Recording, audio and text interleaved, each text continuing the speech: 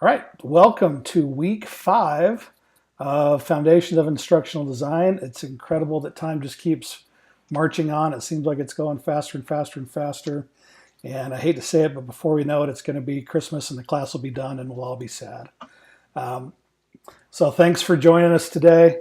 Talk about a few things. I will be honest, and Brandon will be probably honest as well. We wish that this was our only job, teaching this class. But you see, he's on the road to go present at a conference tomorrow. I was at a secretary's conference along with Brandon yesterday, all day in St. George. Monday, I was up on ladders in Millard County School District hanging security cameras, among other stuff. So I'm behind in participating with the discussions and getting that grading done. So I was able to look through the week 4, your introductory, your summary pages for my class just before we started today, and those were looking pretty good. But I will get in and participate more in those discussions tomorrow morning. It is one of my priorities. So, but so far everything's looking good. Okay, we wanted to start off with we've heard some feedback from the class from some students, and that some of you are really struggling with the video responses. We understand that it's uncomfortable, and we're hoping that with continued exposure and practice that would ease the tension and the anxiety, but it really hasn't for some of you. And just to kind of give you a peek behind the curtain, we wanted to keep it simple and just keep it to just a quick video response this week. Instead of taking 3 minutes to type something out, take 3 minutes to explain it straight with video. And then as the next courses come along, we're going to introduce more different ways for you to participate and get those initial thoughts into the discussion by doing Padlets and other things that are using other tools, other digital tools for you to express your responses for those weekly prompts. With that in mind, Brandon and I discussed it this afternoon, and so we've sort of opened up a few other ways so that you're not always doing just a video of yourself if that is uncomfortable and unnerving to you. We'd still like you to try to maybe kind of stick with it if you can once in a while, but we've added a few other options to the weekly discussions and expectations and page there. So Brandon, were you able to update yours, or is that coming on your Canvas course? It is coming. I was on the road when I talked to you, Yeah, but I will get it Yeah. done tonight. Yeah, so I just added a line here after the Canvas Media Recorder. We're both comfortable with you using some sort of using that screencasting tool. Screencast-O-Matic and Screencastify both do this.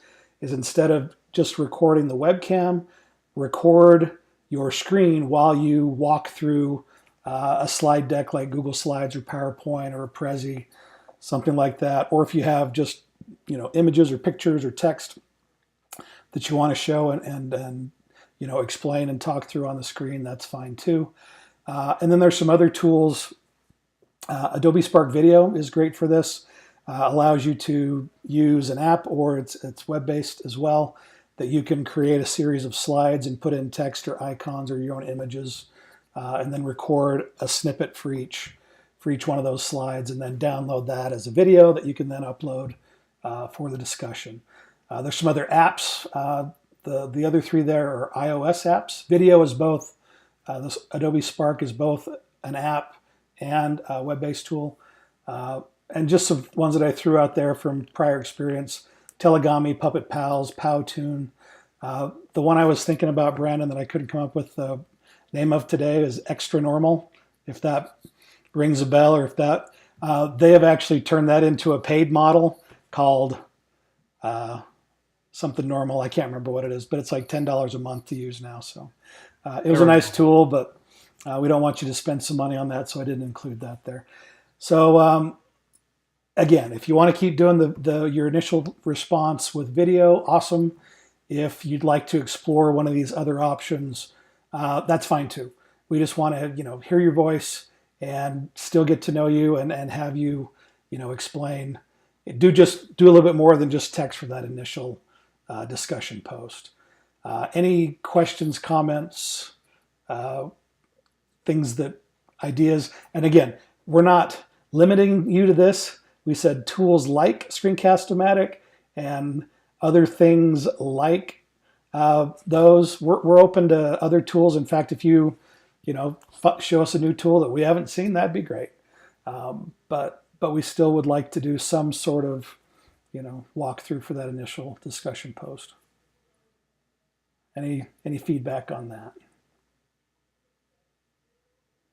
Unmute your microphone if you'd like to say something. Okay.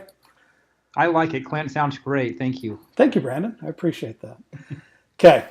So moving forward from that, this week, whoops, let's see. I clicked on that when I had that page open. So back to home. Week 5, current week right there. So the reading really is kind of the getting into the meat of understanding by design and the full, really starting to work on the backwards design process. The reading is there for you. It's pretty straightforward. And again, this week deals a lot with your content areas. So again, Brandon and I may not be a huge bit of help in figuring out specifics for what you want to show for that. But this very first page is great of this chapter. We're really starting that backwards design process, and we really this week need to figure out where you're going to go, where you're going to end up. Because again, Alice speaking to the Cheshire Cat, if you just teach and do something and do activities that are fun but not necessarily connected, you will go somewhere, but you don't know where it's going to be. If you walk long enough, you'll end up somewhere. But it's really good to have that goal so that you know what you want your students to do or what you expect your students to be able to demonstrate by the time this unit is done. What is that going to look like? What is their learning going to look like? What is their understanding of this unit going to look like? And once you know what that milepost is going to look like, work your way back to figure out what those essential questions are and what you expect students to know and students to be able to do and experience along the way. So I won't go deeply into the reading. It's all there, good stuff. There's some supplemental reading there for you to go through as well. Week 5 activity A. It may not, at first glance, it may not make sense as to what we're looking for in A and with B. So week A, there's this nice figure here where we want you to figure out all the stuff in your unit. So what are the big ideas and core tasks, what's important to know and to do, and what's worth being familiar with. And so what that looks like to me is that I would say, let's make a new document and maybe brainstorm a list of content priorities for your final project, like everything you intend to do over those 15 days or hours of instruction for that 3-week unit. All the main ideas, the concepts, activities you think they're going to do, anything that's related as far as current events or figures or historic events. And then once you have that list, of ideas and things you want to do, sort them into these main areas. What are the really big ideas and core tasks? What are the areas that are important for students to know and to do? And then what are those things that might just be worth being familiar with that if you don't necessarily focus on them or make them a part of your unit goal, it would be okay. But if you get time, they'd be worth going over. And so if you make us a list of those 3 areas and those different concepts, that's what we're looking for this activity. If you want to make that nested Venn and make it look pretty, knock yourself out. But we're just concerned with you thinking through that unit and figuring out what those 3 different areas are.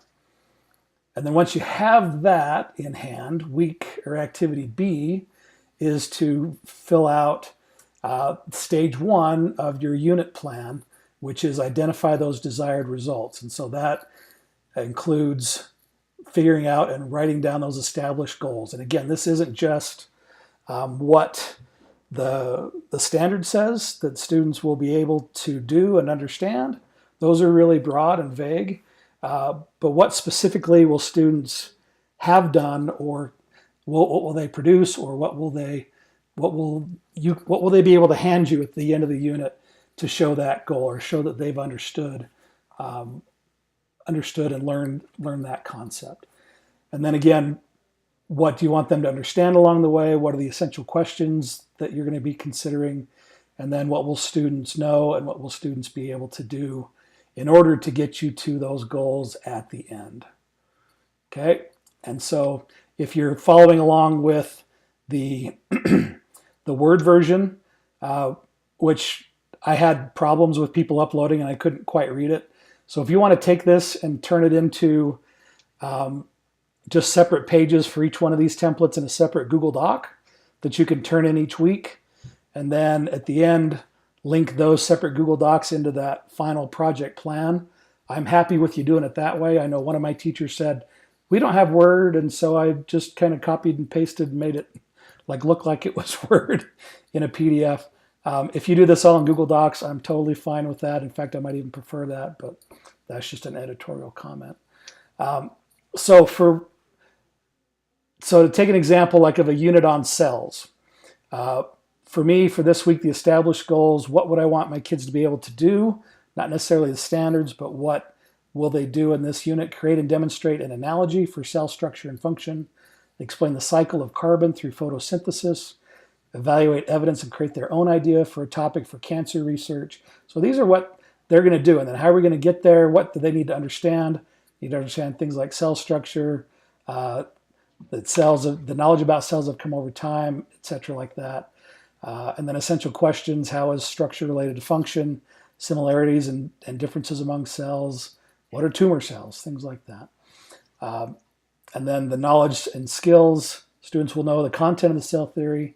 And so maybe this is kind of more what your unit standards look like. Broad generalities. They will know the content of the cell theory. But again, those goals, really spend your time working on these goals to make it so that this is something demonstratable and that students will be able to do by the end of the unit. Clint, Yes, thank you for saving. didn't you say that when you turned this over to, or you put it into Google, it didn't format very well? Yeah, it kind of messed everything up to make it one big document. So yeah, I wanted to walk you through that. So let's say stage one. This is page one, right?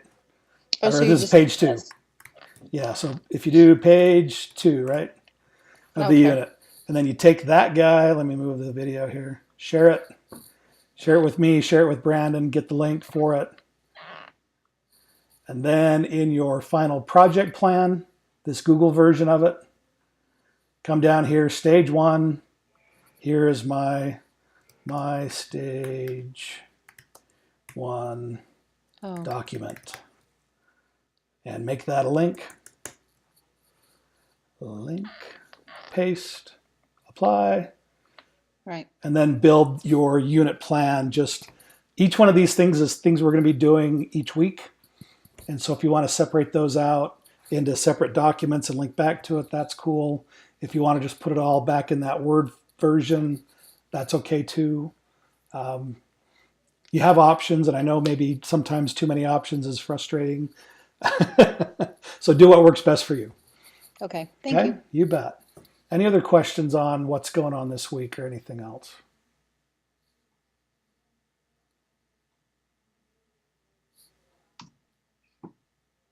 Yeah. So for our discussions, Yes. now that I figured out the video thing, we can keep doing that. We don't Absolutely. Okay. Absolutely. Yep. Now that Yeah. We just provided a few more options for those that were having heartburn doing the video. Any other questions? Are you totally confused, or have we clarified things? Are you clear on what we're going to do this week?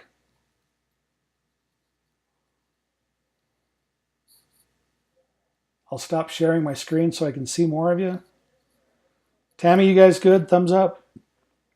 Okay. Excellent. Nicole, you good?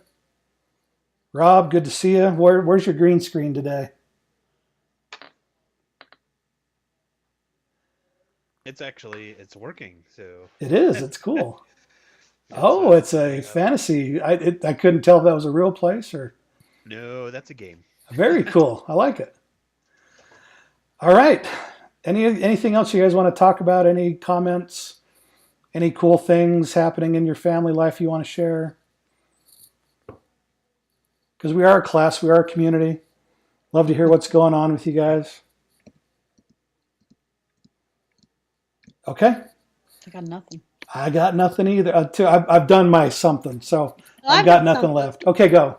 I've been looking for land to buy in San Pete for 2 years now. So, anybody have any suggestions there? Got to have water. That's my part-time job, is looking for a land with water and a house. So there you go. Put Okay. it out there. Maybe something will come of Hey, it. you got to put it out there. Otherwise, nothing's going to happen. All right. Good to see you all. Have a great Friday. Have a great weekend. Have a great fall break coming up if it's coming up for you. Again, if you're having troubles meeting deadlines, just let Brandon or I know so that we know that you haven't fallen off the face of the earth and you're still out there and working on stuff. Brandon, anything else you want to add? No, I think it's good. Okay. Thank you. Thanks, everybody. For getting your stuff in and done. Yep. Thanks, guys. Thank you. Yep. We'll see you. Have a great weekend.